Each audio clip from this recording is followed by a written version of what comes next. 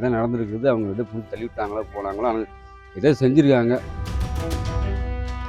என்னதான் தண்ணி வச்சிருந்தாலும் போதையில போட்டு விழுந்து, இந்த அளவுக்கு நகை தெரியாம கிடக்க முடியாது. என்ன பண்ணாலும் அந்த அனல்ல வந்து வெளியே வந்திருக்கணும்.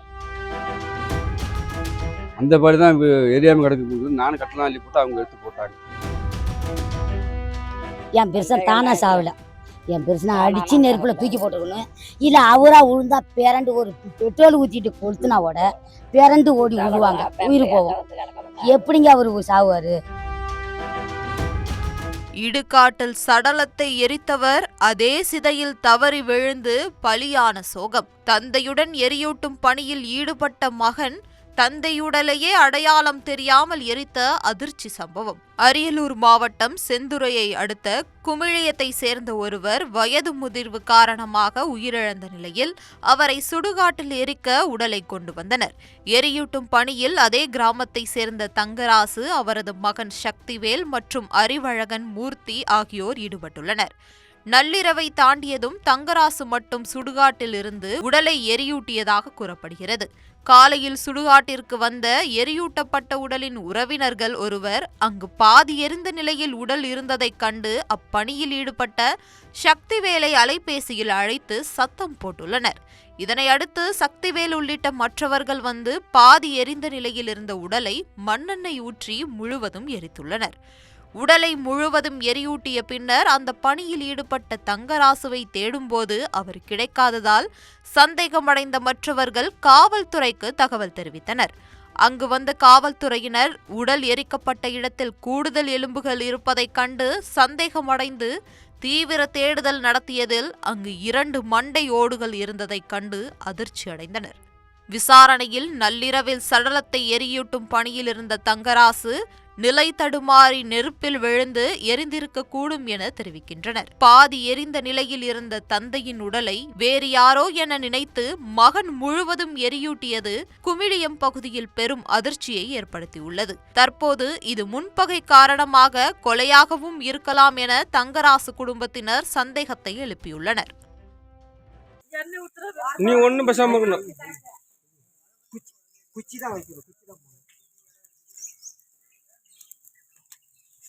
இல்லை இவ்வளோ நாள் இல்லாமல் இந்த மாதிரி பண்ணிட்டு போகிறோம்ல, சாராயம் குடிக்கிறது காசு கட்டணும்ல, எல்லாம் செஞ்சதில்ல. அவர் வெட்டி வேலை பார்க்குற சாவுக்கு போயிருந்தாரு. சாவுக்கு போயிட்டு வரும்போது அவங்க நைட்டில் ஏதோ தகராறு நடந்திருக்குது. சுருக்கமாக சொல்ல போனால் அதான் எதோ நடந்திருக்குது. அவங்க எதோ பிடிச்சி தள்ளி விட்டாங்களோ, போனாங்களோ, ஆனால் ஏதோ செஞ்சுருக்காங்க. அதனால தான் அவர் இந்த அளவு ஆயிருக்கு.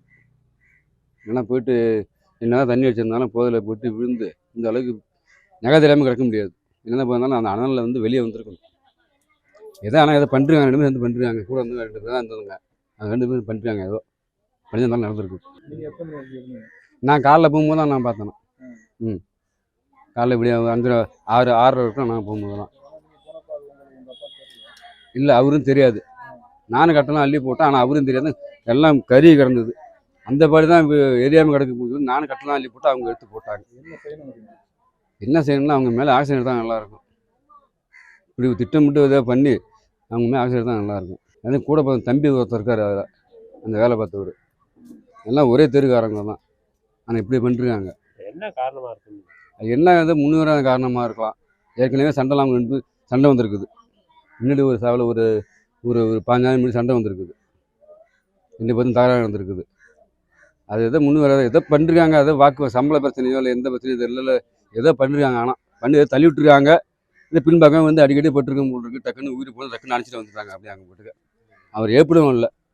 3 பேரை போகிறாங்க, ஒரு இடத்துக்கு வேலைக்கு போகிறாங்க. ஒருத்தர் நைட்டில் வந்து கரண்டும் இல்லை, மழை வேறு. ஒருத்தர விட்டு வரலாமா? விட்டு வந்து ஆச்சு கையோட ஆச்சு வந்துருந்தவங்க ஏதோ பண்ணிருக்காங்க அவங்க. அதான் இல்லைன்னா இந்த அளவுக்கு என்ன போயா இருந்தாலும் போட்டு அனாலில் போட்டு விழும்போது எப்போயும் தப்பிக்கிறதுக்கு எதாவது யாராக இருந்தாலும் முயற்சி பண்ணுவாங்க. இது பெறலவோ இடம்லாம் இருக்குது, பண்ணிட்டுக்கலாம். ஆனால் எதோ பண்ணிருக்காங்க, வேலை முடிச்சுட்டாங்க, அப்படியே அனுப்பிச்சிட்டு வந்துட்டாங்க அவங்களுக்கு.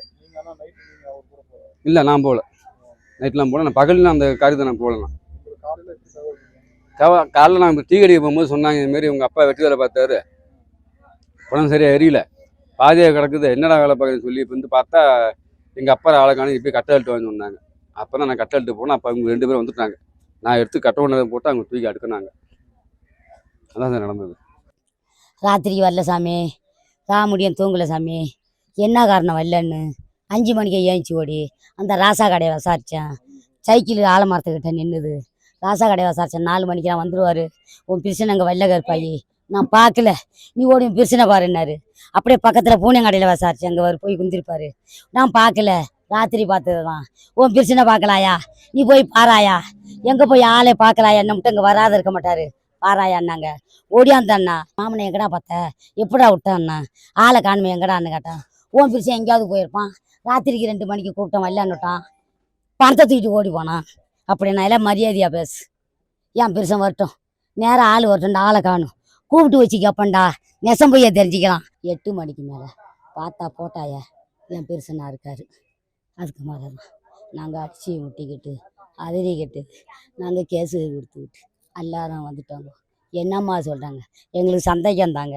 என் பெருசன் இப்படி இந்த ஊரையே விசாரிச்சு பாருங்க, இந்த சுத்துப்பட்ட கிராமத்தில் என்ன காரணமா இருக்குங்கிறீங்க? என்ன காரணம், சந்தேகம் தாங்க, எங்களுக்கு சந்தேகம் தான்.